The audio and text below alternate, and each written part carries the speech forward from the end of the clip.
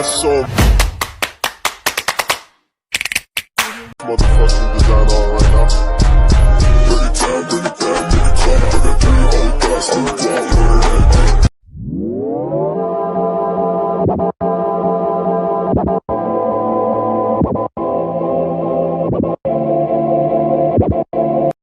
Jalan-jalan naik tronton. Cakep. Selamat pagi para penonton. BTW kita mau ngapain sih di sini? Nah, kita tuh di sini tuh kita mau ngasih tahu nih ke kalian semua gimana sih keadilan hukum di Indonesia, tentunya sesuai dengan survei yang kita lakukan. Nah, kita surveinya tuh ke beberapa orang yang ahli dalam bidang itu. Mari kita tonton videonya. Dadah. Pose with the fans.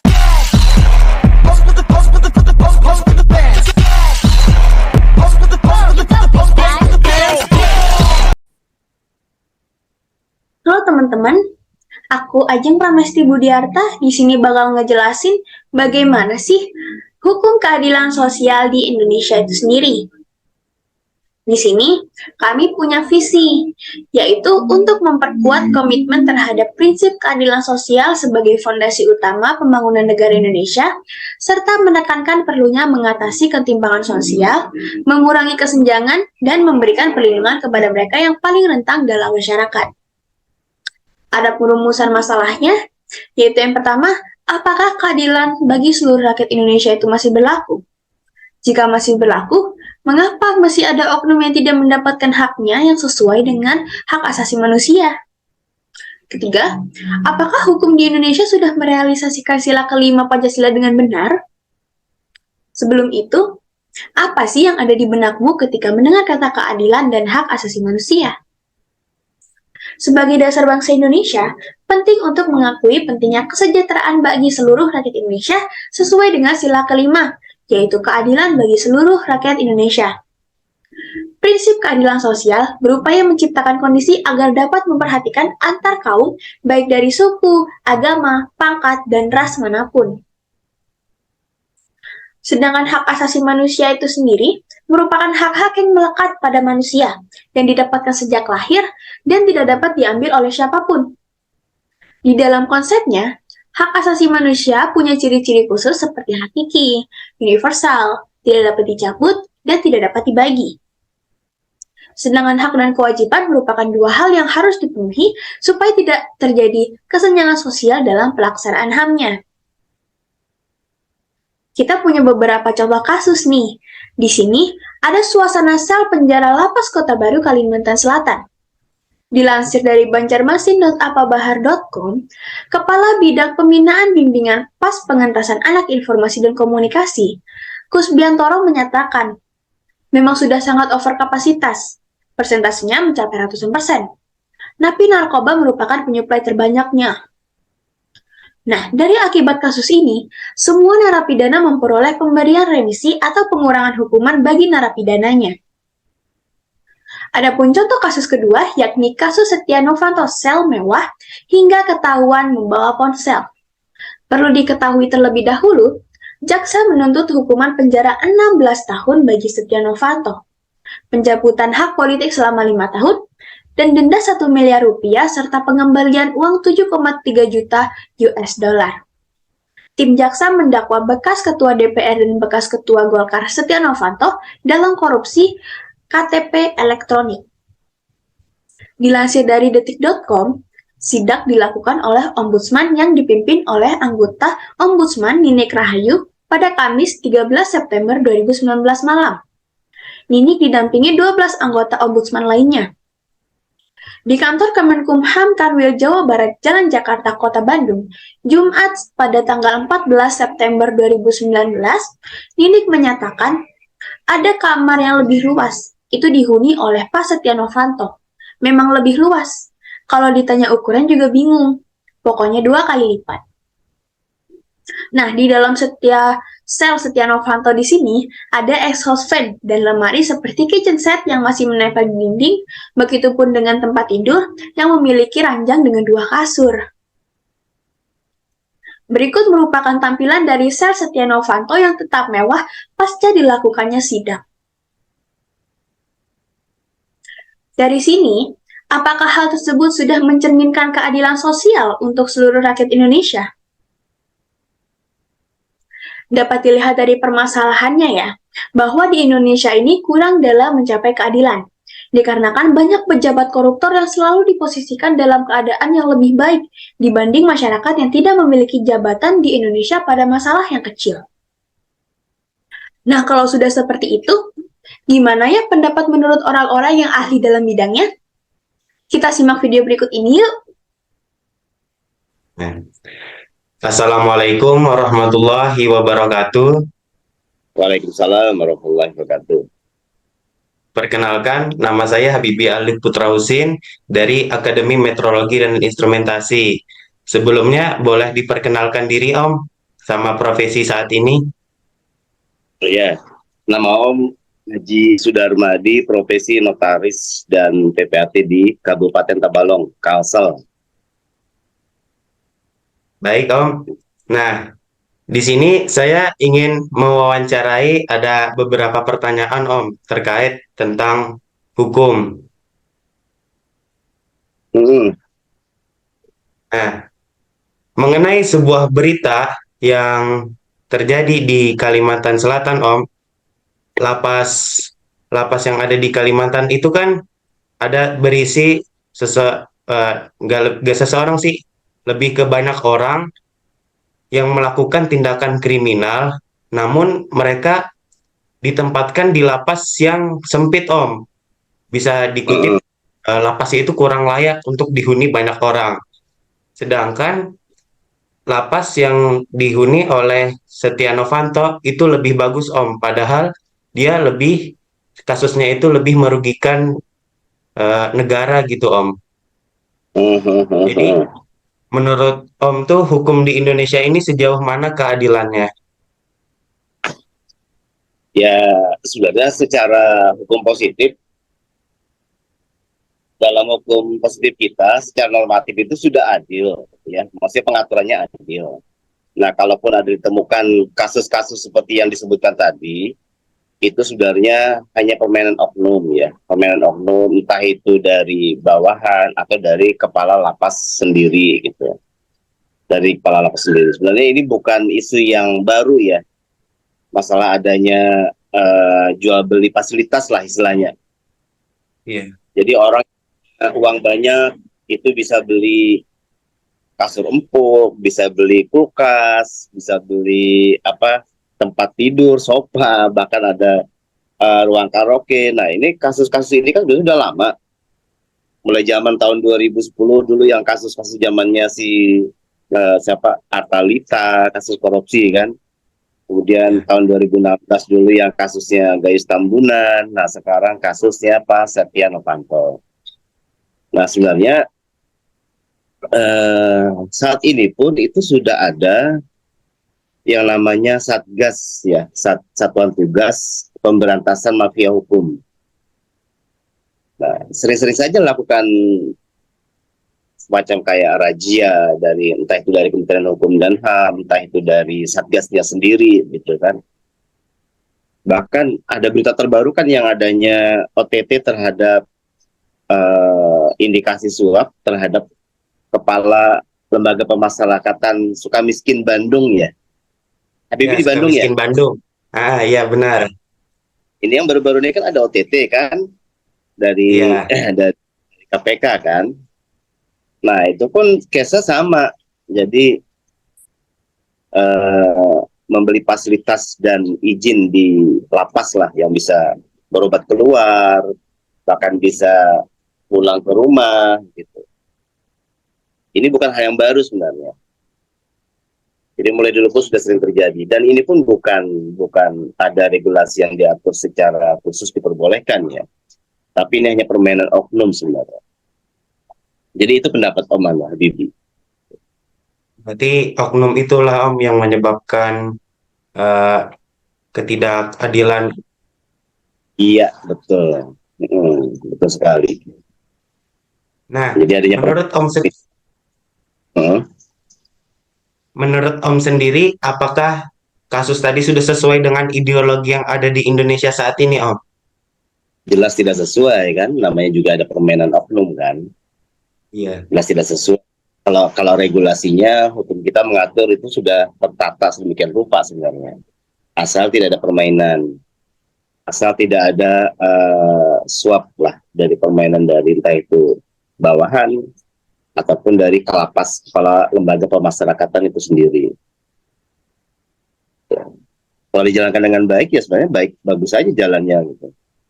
Dan ini bukan di aturannya tapi di oknumnya, oknum pelaksananya itu yang membuat seolah-olah menjadi tidak adil kan.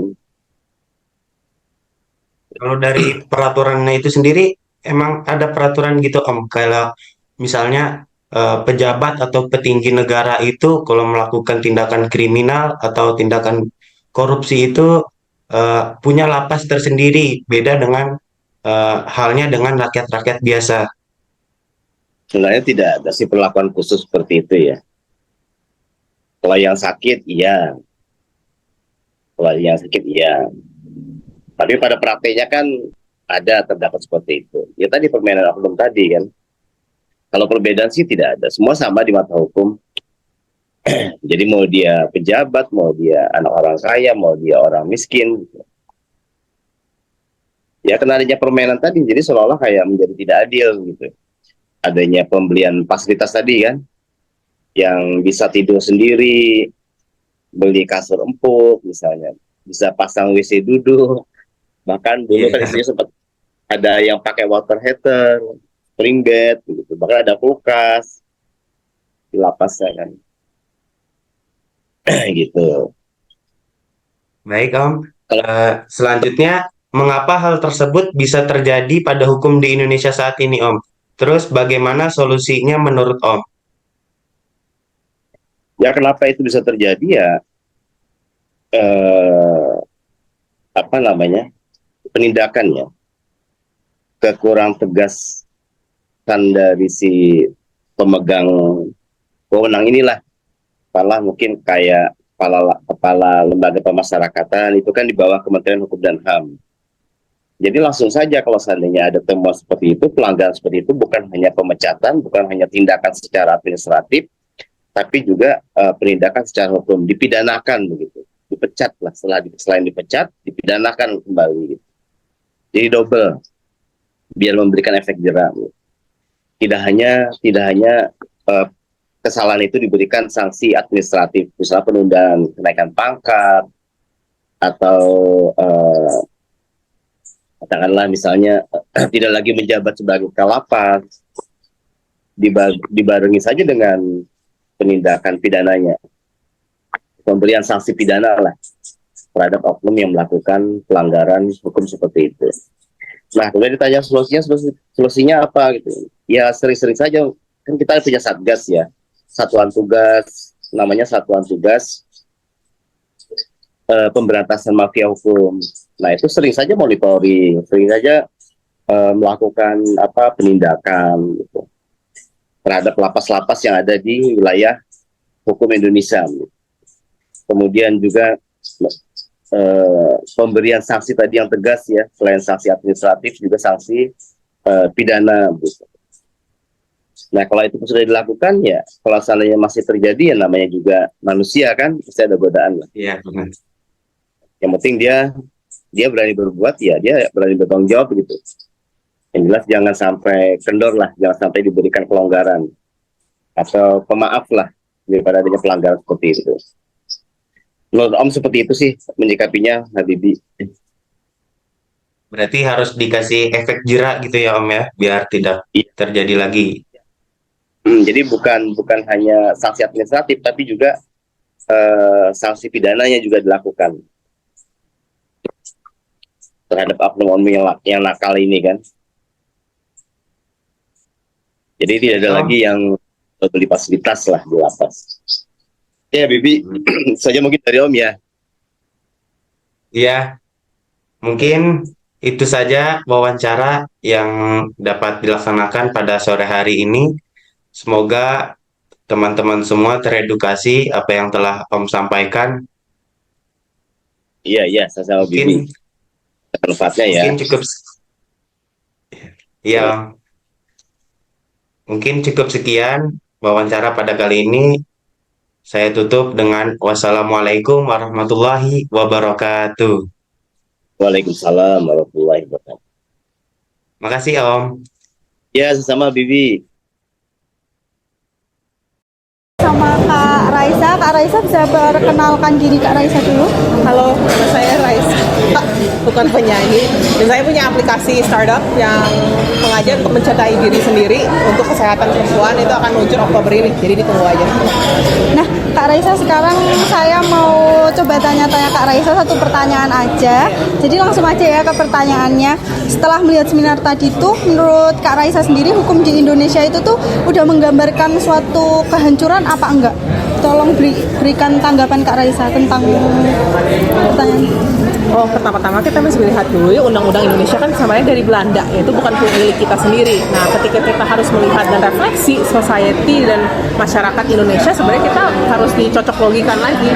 Apakah ini memang sudah cocok untuk manusia yang beradaban Indonesia, atau sebenarnya itu kepentingan Belanda zaman dulu. Jadi apakah itu destruktif? Mungkin iya, karena mungkin undang-undang dari awalnya dari Belanda, tapi sekarang dengan undang-undang yang baru seperti Ciptaker dan ITE dan segala macam, itu memang menjadi double edged sword. Saya nggak bisa memikirkan apa itu baik atau tidak sebenarnya. Apakah itu destruktif? Saya juga tidak bisa mengatakan. Yang pasti itu nggak ada undang-undang bisa membuat 100% orang bahagia. Karena pasti ada yang tidak suka, pasti ada yang cocok gitu. Apalagi kalau misalkan UU Ciptaker itu sangat memberatkan para pekerja kreatif freelancers. Nah, itu akan lebih berat lagi. Makanya di satu oposisi yang tidak suka ya. Maka memang kita harus cari jalan tengah yang terbaik, walaupun memang tidak akan semua akan suka dalam hal itu. Semoga para pemerintah kita lebih bisa menyikapi lebih baik, bisa berbuka hati dan juga mencari jalan yang tepat untuk mencari equilibrium dalam semua hal itu. Terima kasih banyak Kak Raisa untuk waktunya, juga Kak Raisa sukses terus. Iya, makasih. Iya.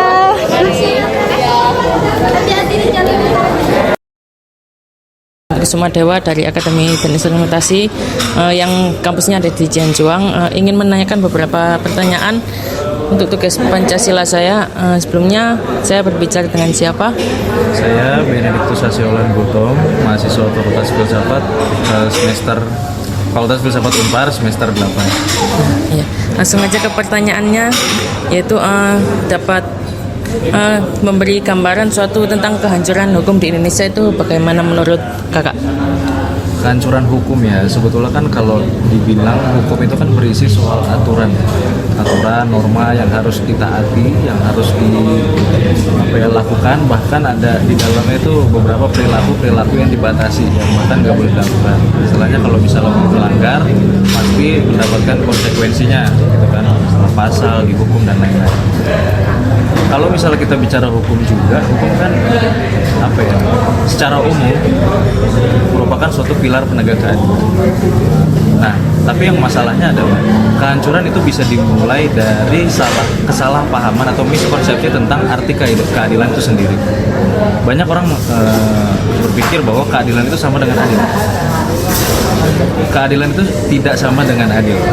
Adil berarti memberikan semua porsinya sama merata gitu kan. Kalau misalnya keadilan kan memberikan kepada semua orang sama, tapi berdasarkan kelayakan dan kebermanfaatannya. Jadi bisa aja seseorang bisa mendapatkan yang berbeda, tapi memang itu layak dan bermanfaat buat dia. Ada orang yang memang mendapatkan hal yang sedikit, tapi memang itu berguna buat dia, tergantung latar belakangnya. Nah, kalau misalnya kita bahas di konteks hukum, kadang-kadang karena persepsi banyak orang tentang keadilan itu hanya sekedar adil, makanya di dalam biasanya kalau ada sistem peradilan pidana gitu ya, orang-orang yang kena masalah biasanya nggak menimang suatu kesalahan, tapi langsung dikaitkan dengan pasal yang dilanggar. Contohnya udah banyak kan kasus di Indonesia, kayak nenek siapa tuh yang mencuri 3 buah kakao, ya kan? Terus habis itu 3 buah singkong yang malah dihukum gitu kan? Berat ya? Dihukum berat. Yang padahal sebetulnya kan, ya ampun, dia nggak merugikan siapapun loh. Ya kan, bahkan kalaupun yang punya singkong itu atau punya kakao itu barangnya dicuri, toh kenapa nggak minta ganti aja, tuh, ya kan? Tapi kenapa ini harus dibawa ke pengadilan dan akhirnya nenek itu dihukum gitu? Nah, disinilah istilahnya kehancuran hukum itu juga kadang-kadang menimang hanya karena adil. Orang melimpahkan suatu perkara karena suatu kejadian tanpa melihat apakah ketika orang itu, nenek itu yang mencuri, diberikan pasal, dipenjara atau dihukum seberat-beratnya sesuai pasal gitu, sesuai pelanggaran, akan bermanfaat buat kehidupannya. Toh latar belakangnya nenek ini kan istilahnya miskin gitu kan. Dia mencuri karena untuk makan, dijual gitu kan.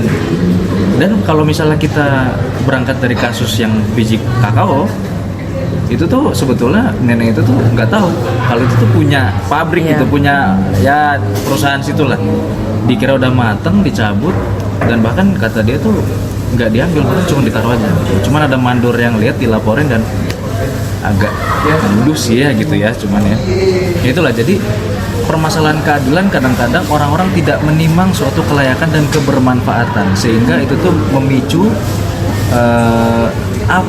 tindakan yang sebetulnya malah memberatkan orang itu tanpa memikirkan bahwa sifat hukum kan sebetulnya harus membimbing seseorang agar yang tadinya salah bisa belajar dari kesalahannya agar tidak mengulangi kesalahannya lagi. Tapi adanya kasus yang saya kasih tahu tadi kadang-kadang malah memberatkan seseorang, dan hukum itu jadi nggak ada, cuma ajang balas dendam aja gitu. Kalau koruptor itu kan merugikan banyak orang, tapi kadang malah di hukumnya lebih ringan. Kayak Setia Novanto kan sekarang penjaranya lebih mewah gitu kan, dibilang mewah dibanding yang nenek tadi itu kan ya. Betul. Ya, jadi kayak kurang pas gitu ya hukumnya. Ya, betul.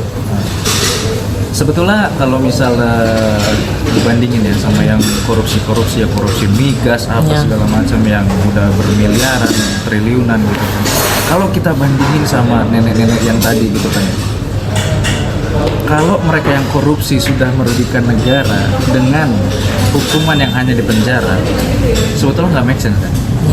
Sebetulnya harus ada pengembalian dari apa yang sudah dikorupsi. Korupsi gitu kan. Kalau nenek yang tadi mencuri segala macam, barangnya masih ada, sebetulnya bisa meringankan kan sebetulnya hukumannya gitu kan ya. Paling ya hanya dipantau aja gitu kan. Tapi inilah dimana istilahnya hanya dipenjarakan saja yang koruptor tadi tanpa harus dikembalikan asetnya. Istilahnya kan dia bisa saja menikmati loh di dalam penjara gitu kan ya. Ya saya nggak tahu ya, kalau yang secara umum kan orang-orang ada kehidupan di dalam ada hidup di dalam kehidupan penjara yang kita nggak tahu gitu kan. Istilah bisa disetting atau bisa dinegosiasi, kita nggak tahu. Nah, dan yang udah biasanya para koruptor masih aja sering bertebaran di mana-mana gitu kan, yang masih sering terjadi kasus korupsi. Ya karena penjaranya enak, hukumannya nggak setimpal, dan hukumannya kayaknya biasa-biasa aja, tanpa dia pun merasa bersalah ya. Kayak berat banget ngelakuin itu ya, nggak ada sama sekali kayak gitu. Baik, terima kasih ya Kak ya atas waktunya. Saya pamit, terima kasih. Semoga Kak sukses ya. Aku udah sama Kak Intan. Kak Intan nih dari universitas mana nih Kak? Unpar. Oh, Universitas Katolik Paralayar. Nah, di sini aku mau wawancarain Kak Intan nih. Nah, jadi langsung aja ke pertanyaannya ya Kak. Bagaimana sih Kak menurut Kak Intan dalam mencegah kehancuran dalam hukum di Indonesia, terutama pada hal keadilannya? Kalau bagi aku ya, yang pertama nih dari hakimnya sendiri ya. Karena yang menuntut ada yang menjadi ininya adalah hakimnya itu sendiri gitu. Bukan, kadang ada hukum yang berdasarkan undang-undang sama kita punya akal gini kan, punya akal untuk berpikir kalau dengan kesalahan dia dengan undang-undang yang ada di sini masih bisa dibandingin atau gimana kayak gitu.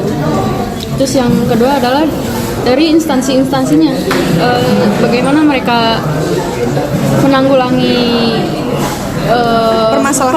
pelanggaran yang ada di Indonesia ini gitu. Terima kasih banyak Kak Intan untuk jawabannya. Semoga Kak Intan kedepannya sukses terus. Assalamualaikum warahmatullahi wabarakatuh.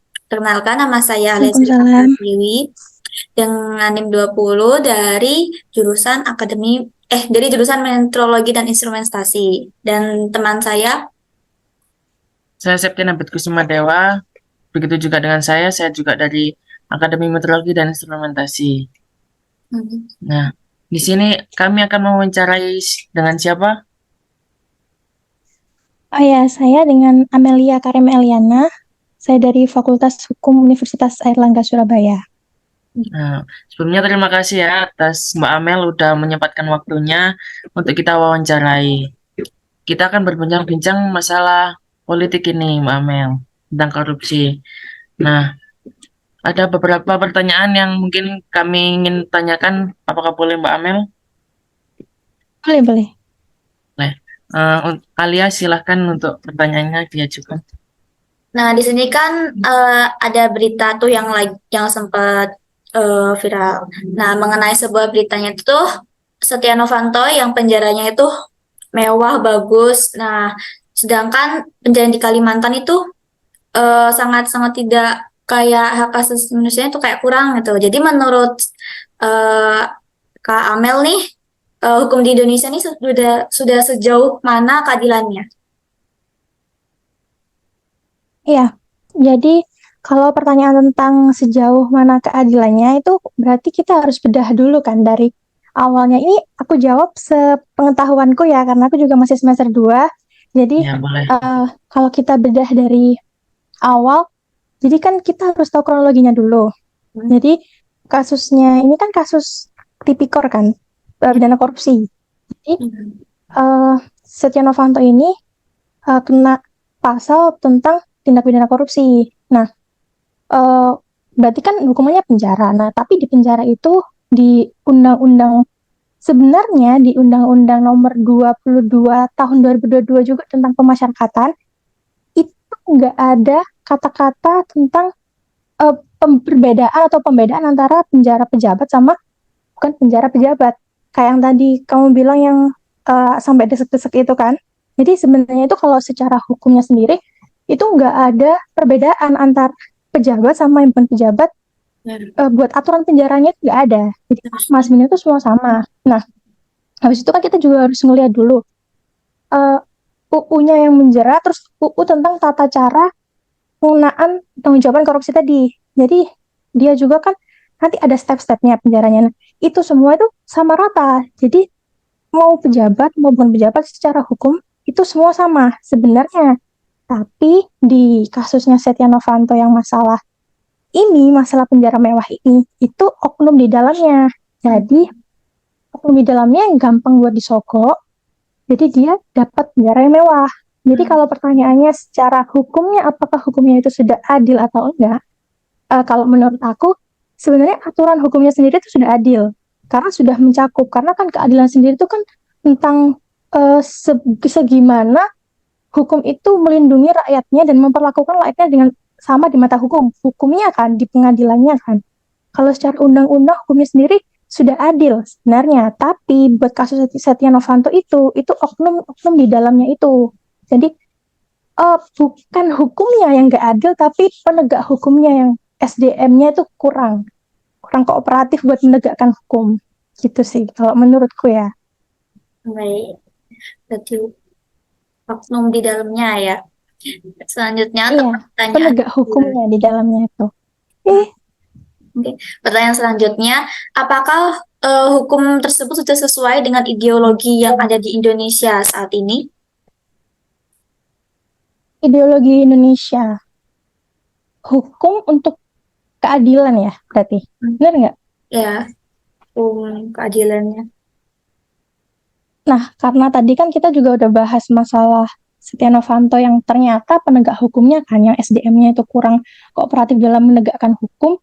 Nah, berarti kalau di ideologi itu kaitannya kan dengan keadilan. Keadilan kan tadi aku bilang tentang bagaimana hukum itu melindungi rakyatnya. Kan kalau misalkan nggak ada aturan kan rakyatnya nggak adil gitu kan. Misalkan ada orang mencuri tapi nggak ada aturan mencuri kan berarti kan nggak adil dong buat rakyatnya. Nah, tapi berarti kan parameter keadilan itu tentang segimana hukum itu udah mencakup seluruh permasalahan di masyarakat. Nah, kalau menurutku sendiri berarti kan sama, berarti tentang ideologinya itu udah oke, karena keadilan sosial bagi seluruh rakyat Indonesia oke, tapi memang penegak hukumnya yang kurang. Ya, masih. Baik, terima kasih atas jawabannya. Selanjutnya pertanyaan ketiga ini, mengapa hal tersebut nih, hal tentang Setia Novanto itu tuh bisa terjadi pada hukum di Indonesia saat ini? Gimana sih solusinya? Eh, Kenapa bisa terjadi? Yang pertama, tadi udah dibahas juga tentang SDM-nya yang kurang kooperatif. Ya. Jadi kesadaran seharusnya penegak hukum ini lebih punya kesadaran lagi untuk menegakkan hukum dengan benar. Jadi nggak cuma tentang uang doang, kerja kan nggak cuma tentang uang doang, tapi ini dia kan penegak hukum kan punya tanggung jawab yang besar sebenarnya karena untuk menegakkan keadilan di negaranya. Nah, terus kalau untuk solusinya, sebenarnya tuh udah ada. Aku tuh tadi baca di kayak semacam berita itu ada benar. Itu ada artikel yang pernah tak baca dari Kemenkumham itu udah karena ada masalah ini, terus dia itu sudah mencetuskan penjara khusus untuk koruptor. Jadi ada sekarang udah mau diresmikan atau udah diresmikan aku juga belum baca lagi, cuman ada berita itu. Jadi ada penjara khusus koruptor agar tidak terjadi suap menyuap di penjara mewah. Jadi biar nggak ada lagi penjara mewah yang bisa disetting kayak gitu. Nah, jadi itu sebagai langkah dari Kemenkumham agar hal kayak gitu tuh nggak terjadi lagi. Aku juga baca tadi tuh kayak Kemenkumham itu meresmikan itu di Lapas Cipinang. Datanya gitu. Oh, udah ada berarti solusinya. Pertanyaan baik. pertanyaan yang terakhir, tanggapan kakak gimana sih mengenai masalah tersebut? Tanggapanku sendiri, sebenarnya aku sangat menyayangkan ya, saya sangat menyayangkan SDM dari penegak hukum di Indonesia yang terlalu apa-apa tentang uang, apa-apa yang penting dapat uang kayak gitu. Karena aku sendiri setelah aku masuk ke Fakultas Hukum itu, aku ngerasa sebenarnya hukum di Indonesia udah bagus loh, kayak tatanannya itu udah oke dari segi aturannya, dari segi detail itu, hukumnya itu detail banget sebenarnya. Kayak setiap step-stepnya itu diatur dan difikirkan alasannya, tapi ternyata pada lapangannya ya, pada kerjanya ya gimana ya, orang Indonesia kan pasti yang nggak di Indonesia juga, nggak di Indonesia aja sih sebenarnya, tapi aku lihatnya kayak sayang banget. Kenapa kok mereka nggak bener-bener menegakkan hukum dengan baik? Padahal aturan undang-undang itu udah jelas dan kayak udah detail difikirkan oleh para ahli-ahli hukum yang lalu-lalu itu. Katakan Mbak Amel kan tadi kan penjara koruptor itu ada sendiri. Nah, apakah nanti peraturannya tuh sama kayak penjara-penjara yang lain? Apakah nggak lebih enak penjara koruptor itu? Apa nggak lebih mewah gitu nanti di sana itu? Enggak sih. Oke. Ini aku jawab berdasarkan yang aku baca di ICW ya. Ini dari Indonesia Corruption Watch. Jadi di situ tuh kan diberitakan tadi yang aku bilang solusi dari pemerintah, langkah awalnya dengan bikin penjara khusus koruptor ya di Lapas Cipinang. Nah, apakah itu menjamin? Memang kayak kalau kita ngomongin nanti berjalan beberapa tahun ke depan, memang belum bisa 100% menjamin, tapi pemerintah itu udah menyiapkan pengawasan yang ketat untuk itu. Jadi semakin diperkecil karena semakin kayak misalkan koruptor kan orang kaya-kaya tuh. Jadi kayak dimasukin di dalam satu itu jadi pengawasnya lebih mudah, Jadi pengawasnya itu lebih mudah. Jadi kayak kan cuma di situ doang. Nah, jadi itu lebih mudah. Dan juga ini di ICW tadi tuh ada yang bilang kalau Menteri Hukum dan HAM itu juga akan membenahi secara serius mentalitas aparat-aparat di sana. Jadi emang dikhususkan buat aparat-aparat yang serius. Jadi bener-bener direkrutnya itu yang ketat gitu loh. Diperketat, rekrutmennya diperketat. Jadi di situ itu kalau secara kasar itu kayak disaring, udah orang-orang yang saringan gitu loh, khusus di situ. Jadi pengawasan buat koruptornya juga nggak harus kayak misalkan ini si A di lapas ini si B di lapas ini. Jadi kan kita harus kayak kesini dulu kalau mau ngecek yang tadi. Kan emang harus ada sidaknya kan. Dari dulu Setia Novanto juga ketawanya karena sidak dari ombudsman gitu. Jadi untuk mempermudah pengawasan pemerintah juga dan untuk mencegah itu lagi diperketat sama dia, pengawasannya lebih gampang. Terus jadi kayak kemungkinan buat adanya sogok-menyogok itu lebih gampang ketahuan karena kan kita ngelihatnya kan satu titik gitu, nggak pakai yang harus ngecek lapas ini, apalagi kan juga beda kota kayak gitu. Jadi kayak lebih gampang, seharusnya lebih gampang. Tapi untuk pelaksanaannya sendiri aku juga belum baca yang fixnya gimana untuk kapan dan pelaksanaannya gimana gitu. Udah Oke, menjawab. Mbak Mel. Ya. Nah, terima kasih atas waktunya ya, Mbak Mel ya. Kita terbatas Ya, ruang, jadi sama-sama. kita Zoom. Kurang lebihnya dari kami ini mohon maaf. Makasih. Sekian. Assalamualaikum warahmatullahi wabarakatuh.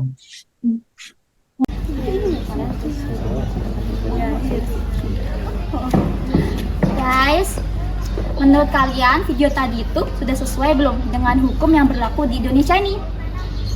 Nah, dari video itu kan pasti ada plus minusnya, ada kesalahan dan ada yang benernya juga. Nah, kalian boleh nih tinggalin komentar di kolom bawah ini yang menurut kalian benar sesuai dengan hukum yang berlaku di Indonesia. Bye-bye. Dadah.